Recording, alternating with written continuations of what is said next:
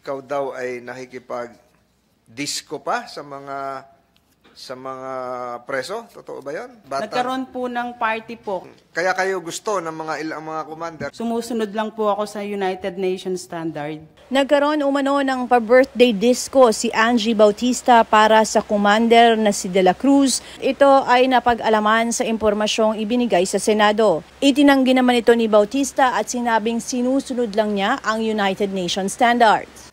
Ikaw daw ay nakikipag-disco pa sa mga preso? Totoo ba 'yon? Hindi po, Your Honor. Nagkaroon lang po ng birthday celebration po. Sabay po kami ng isang overall commander at saka ako po. Yung overall commander? Si ano po? Si Commander Bonjo de la Cruz. Ano po siya? Commander ng Batang City Jail po. Yan po yung December 7 po, Your Honor. Nagkaroon po ng party po kasi ito po yung nagka-meeting po lahat ng mga commanders tsaka po lahat ng mga leaders po. So nag-party po sa maximum compound? Hindi po, sir.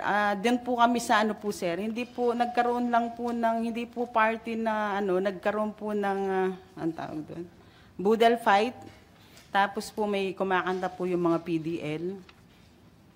So hindi po totoo yung mga aligasyon na nagsayawan pa raw dahil birthday nga, si Ma'am Bautista po ay nagdisco. May disco pa ba ngayon, Senator Padilla? Nagdisco. At yun daw po ang kaya kayo gusto ng mga ilang mga commander kasi napakaluwag nyo raw at magaling daw makisama sa kanila. At namisayawan pa nga daw doon. Your Honor, hindi po nag-disco po. Wala pong diskong nangyari. At saka po yung sinasabi pong kalugan po, Your Honor, siguro po yung sinasabi nilang pinatupad ko lang po yung Mandela Rules. Sumusunod lang po ako sa United Nations standard.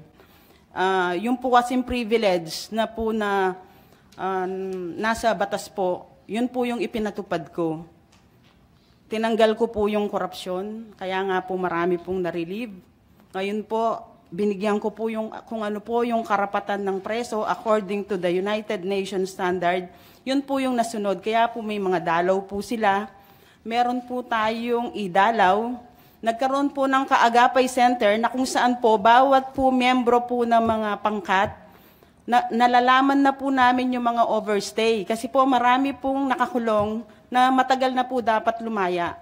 Sa pamamagitan po ng Kaagapay Center, nagkakaroon po ng virtual hearing at saka po nagkakaroon po ng virtual check-up at saka po yung walang pamasahe na tawid dagat ay nakakausap na po nila yung pamilya nila. Ang ICRC po ang nag-donate ng mga laptops. Meron ba tayong human rights dito? Wala. Comsec? Nasaan na si Comsec? Wala. Dapat tuwing hearing ng Bucor may Commission on Human Rights. Lesson number 2. Lesson number 3 na ata tayo, Comsec. So, go ahead, ma'am. At sa pamumuno ko po, kaya po nahawakan ko po yung NBP Superintendent. Ako po lahat po, sir, yung sa time ko na marami pong nahuhulihan ng mga personnel na nagpapasok po ng kontrabando. Marami po akong napatigil na paghahanap buhay na pinagkakaperahan nila yung ating mga PDLs. At yun nga po, marami pong galit kasi lahat po libre na nung panahon ko. Kasi nung pong panahon ng nakaraan, lahat po may bayad. Basta mag-request po yung PDL na ipasok lang po yung mga isda nila, hindi po pwede pag wala pong bayad.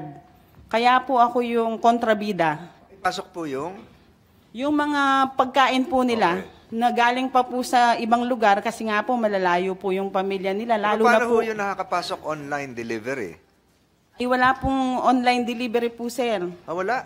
Gaya po ng Batang Mindanao, sir. Di ba yung mga video pinakita natin, inadmit nyo na may nakapasok ng beer dahil zero alcoholic content, naawat na sawatan nyo. Di ba online delivery yun? O talagang Your Honor, ano po yun? Sa IPX po yun, yung pong nagpapabili po yung mga kamag-anak po ng mga PDL natin So, sa ang mga beer, pamilya ang beer nila. pwede sa IPX? Hindi po pwede po yung beer. Kasi may beer tayong pinakita nun eh. May mga litrato pa. Yung pong naharang namin po na beer zero, yung zero alcohol po, yung para pong, ano ba yun? Kali po ba yun? Hindi po nakapasok po yun, Your Honor. So, bawal ang beer. Bawal po yun, kontrabando. Ituloy niyo po yung sinasabi niyo. So, Oh, yun po, sir. Yun nga po lahat sana. ng bintang sa'yo, hindi totoo. Yes, sir. Yun, I will take this opportunity po, sir. Total, nag-resign na po ako. Sana po, yung pong Mandela Rules, yung po sana ang ipatupad para naman po magkaroon ng karapatan yung mga PDL. Kasi yun po yung inayos ko po, sir eh. Yun po yung inayos ko. Marami pong nakalaya dahil nga po, actually nga po ngayon, sana po nandito si IDPD. Meron po akong nakita dyan na Ano po yun, for the record? si Ma'am Kapanang, 1 year and 6 months na pong nakalaya po yung PDL natin. Hanggang ngayon yun po ang pumalit nandun. sa'yo, yun ang pumalit sa'yo. Hindi po siya po yung record section natin. 1 year and 6 months na pong nakalaya yung PDL. Kung hindi ko pa po nakita, ngayon pala nakalimutan po siyang i-calling. Nakapag-tamark na po siya, tatawagin na lang po siya sa gate. Hindi pa po nagawa. Marami na rin pong matatanda na sobrang na pong tagal. Meron na nga po dyan na 20 years old pa lang po siya. Nakakulong na, abay 80 years old na po siya ngayon. So bali po 60 years na po siyang nakakulong.